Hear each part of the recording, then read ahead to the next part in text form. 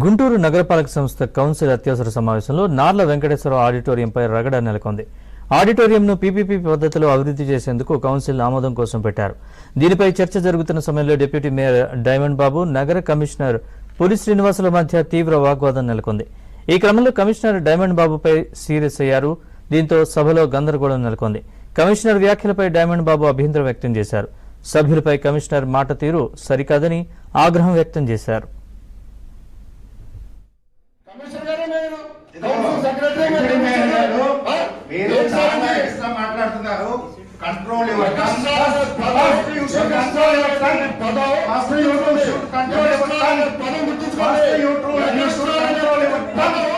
Received copy ఇస్తారంటే council secretary గారికి 7వ తారీఖు వాళ్ళు ఒక లెటర్ ఇచ్చారని చెప్పి చెప్తున్నారు.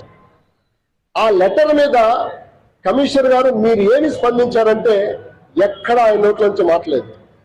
కమిషనర్ గారికి ఒక రిప్రజెంటేషన్ వస్తే ఆ రిప్రజెంటేషన్ మీద ఒక నోట్ ఫైల్ తయారు చేయడం, ఆయన యొక్క ఒపీనియన్ చెప్పడం, ఆ యొక్క స్థలం ఏంటి, ఆ స్థలము వ్యక్తులకి లీజుకి ఇవ్వగలిగేదా, లేకపోతే నగరపాలక సంస్థ కస్టోడియన్ గా ఉండేదా, లేదా నగరపాలక సంస్థకి ఆ స్థలం మీద ఉన్నటువంటి హక్కులు ఏంటంటే దానికి ఆన్సర్ లేదు. ఎక్కడా కూడా ఇక్కడ పెట్టినటువంటి ఎజెండా కాపీలో ఏ ఒక్కటి కూడా ఆన్సర్ లేదు. కేవలం 4 లైన్లు రాసి మీరు తీర్మానం ఓకే చేయండి, దాన్ని ఏకగ్రీవంగా నాకున్నటువంటి ప్రశ్నలు ఏదైతే ఉన్నాయో ఆ ప్రశ్నలన్నింటినీ కూడా నేను ఇవాళ నగరపాలక సంస్థ కౌన్సిల్లో నేను మాట్లాడుతూ ఉంటే కమిషనర్ గారికి ఎందుకో కానీ ఉన్న పరంగా కట్టలు తెచ్చుకొచ్చేసి ఎక్స్ట్రాలు మాట్లాడద్దనేటువంటి గౌరవ సభ్యుడిని మాట్లాడుతూ ఉంటే ఆయన ఐఏఎస్ కమిషనర్ గా ఉన్నాడా లేదనేది కూడా నాకు డౌట్ వస్తా ఉంది. లేదంటే అవతల వ్యక్తుల యొక్క ప్రలోభాలకి వాళ్ళ యొక్క ఇన్ఫ్లుయెన్స్ కి లోనైపోయి ఇవాళ నగరాన్ని తీసుకొచ్చి ఎక్కడో ఎవరికో తాకట్టు పెట్టేటువంటి కార్యక్రమం చేస్తా ఉన్నారని అడుగుతా ఉన్నారు.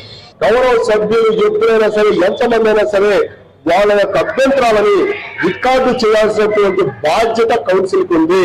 పాపం పుణ్యం లాభ నష్టాలు మొత్తం మా మీద పెట్టేసేసి చేతులు దులుపుకొని తీసుకెళ్లి 100 కోట్ల రూపాయల ప్రాపర్టీని వేరే వ్యక్తులు దారాదత్తం చేస్తామంటే మేము చూస్తా ఊరుకోమని చెప్పి చాలా స్పష్టంగా చెప్తా ఉన్నాం. బీఆర్ఎస్